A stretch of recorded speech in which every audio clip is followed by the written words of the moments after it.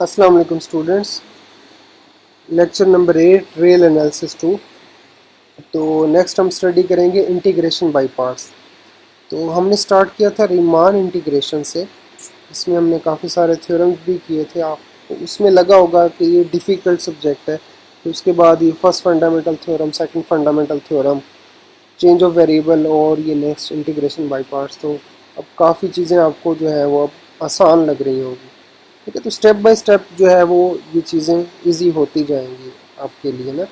तो मेन जो है वो मैंने आपको स्टार्ट में ही बता दिया है कि इस कोर्स में, इस सब्जेक्ट में इंटीग्रेशन को ही फोकस किया हुआ है कि इंटीग्रेशन क्या क्या हमारे पास टाइप्स होती है और किस तरह से हम ये इंटेग्रल्स वगैरह कैलकुलेट करते हैं। तो आपने वैसे ही एफएससी बीएससी में ये चीज़ें की हुई हैं, लेकिन इनके पीछे जो है वो क्या लिटरेचर है, क्या जो है वो थ्योरी है, वो चीज़ें आपको नहीं पता थी। तो वो जो है वो इस रियल एनालिसिस टूल में कवर की हुई है। ठीक है, तो इंटीग्रेशन हमारे पास तीन इंटेग्रल्स की दो तीन टाइप्स होती हैं कि हम इनडेफिनेट इंटेग्रल्स लेते हैं जिसमें हमारे पास इंटीग्रेशन की कोई लिमिट्स नहीं होती।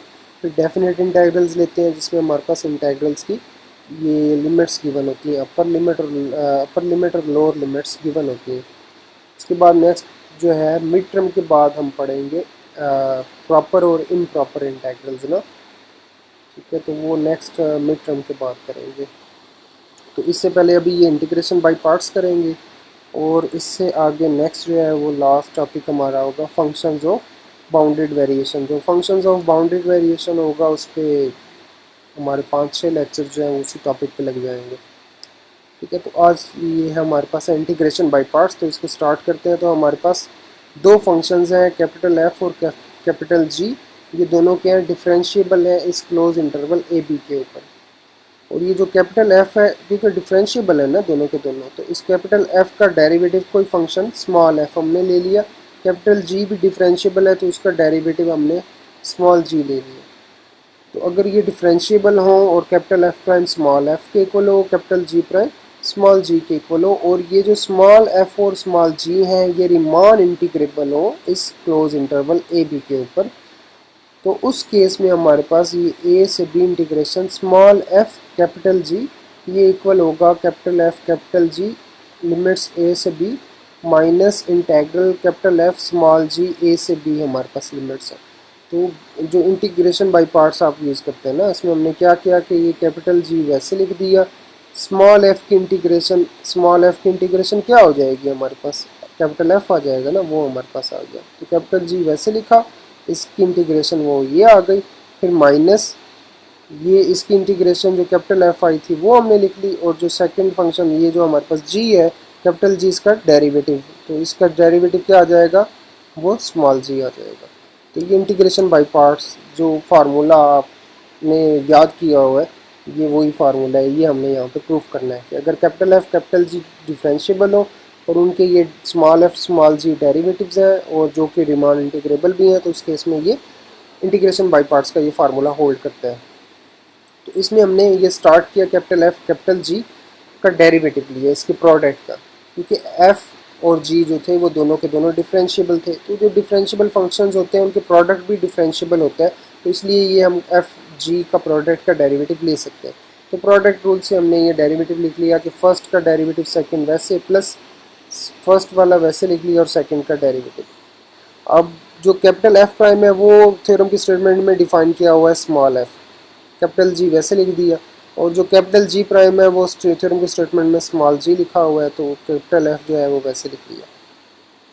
अब हमारे पास जो कैपिटल एफ और कैपिटल जी हैं ये कॉन्टीन्यूस है, और जो स्मॉल एफ स्मॉल जी हैं ये क्योंकि रिमान इंटीग्रेबल है, तो जो कैपिटल एफ है और हमारे पास स्मॉल जी है ये प्रोडक्ट ये भी रिमान इंटीग्रेबल होगा। इसी तरह से कैपिटल जी और स्मॉल एफ का जो प्रोडक्ट है वो भी रिमान इंटीग्रेबल होगा, क्योंकि ये जो है एफ कैपिटल जी कॉन्टीन्यूस है ना, तो ये रिमान इंटीग्रेबल होंगे, और ये स्मॉल एफ स्मॉल जी भी रिमान इंटीग्रेबल थे। जो रिमान इंटीग्रेबल फंक्शंस होते हैं उनके प्रोडक्ट भी रिमान इंटीग्रेबल होते हैं ना, तो कैपिटल एफ और स्मॉल जी रिमान इंटीग्रेबल हैं, तो इसलिए कैपिटल एफ स्मॉल जी ये हमारे पास क्या होगा, रिमान इंटीग्रेबल होगा। इसी तरह से कैपिटल जी और स्मॉल एफ का जो प्रोडक्ट है वो भी रिमान इंटीग्रेबल होगा।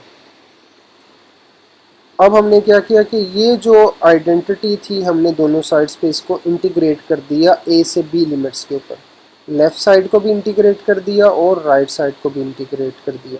तो दोनों साइड्स पे हमने इंटेग्रल अप्लाई कर दिया इसके।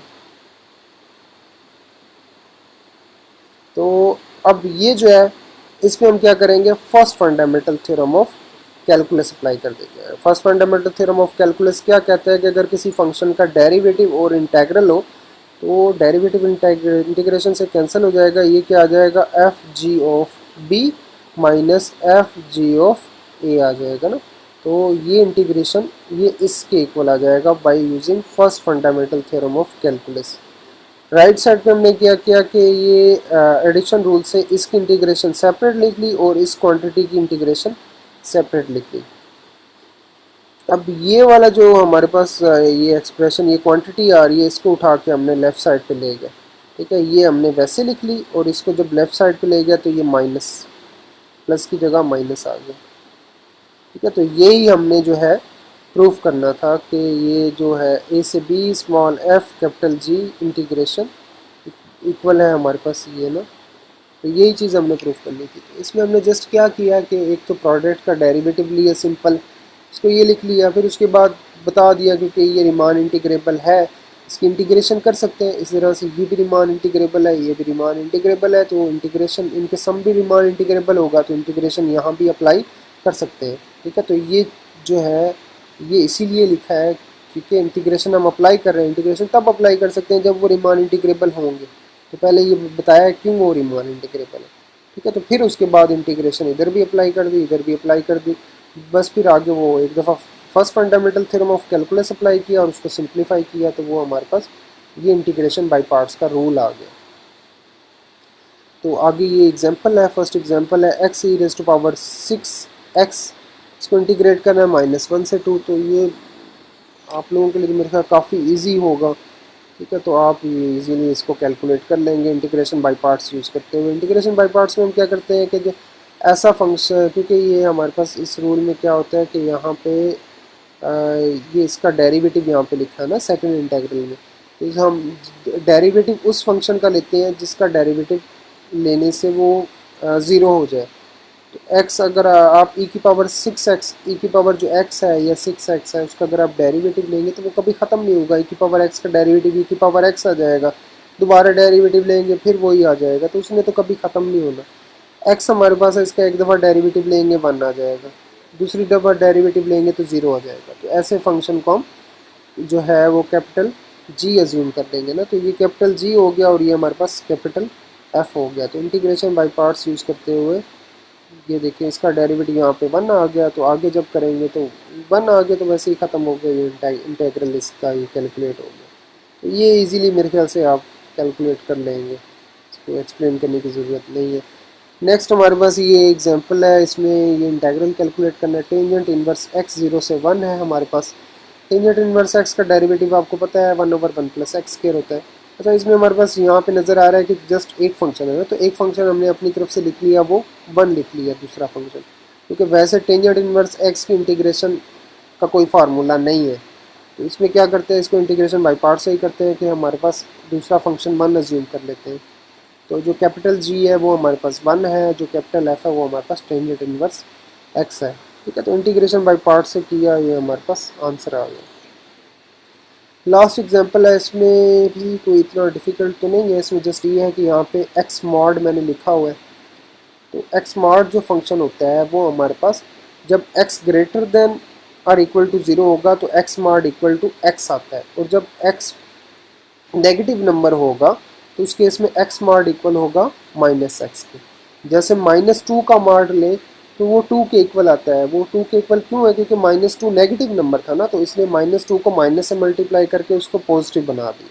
तो जो पॉजिटिव नंबर्स होते हैं जैसे 2 है, 2 का मॉड 2 के इक्वल आता है, तो जो नेगेटिव नंबर्स हैं उनको माइनस के साथ मल्टीप्लाई करते हैं। इसीलिए x का मॉड -x होता है अगर x नेगेटिव होगा, और x का मॉड पॉजिटिव x होगा अगर x पॉजिटिव होगा। तो डोमेन हमारे पास x पे डिपेंड कर रही है ना, तो डोमेन हमारे पास -1 और 1, -1 से 1 है, इसमें नेगेटिव नंबर्स भी हैं पॉजिटिव भी हैं, तो इसलिए जो नेगेटिव वाले हैं उनको सेपरेट कर दिया पॉजिटिव वाले को हमने सेपरेट कर दिया क्योंकि ये एक्स मार्ट जो है वो एक्स के पॉजिटिव नेगेटिव होने पे डिपेंड कर रहे हैं।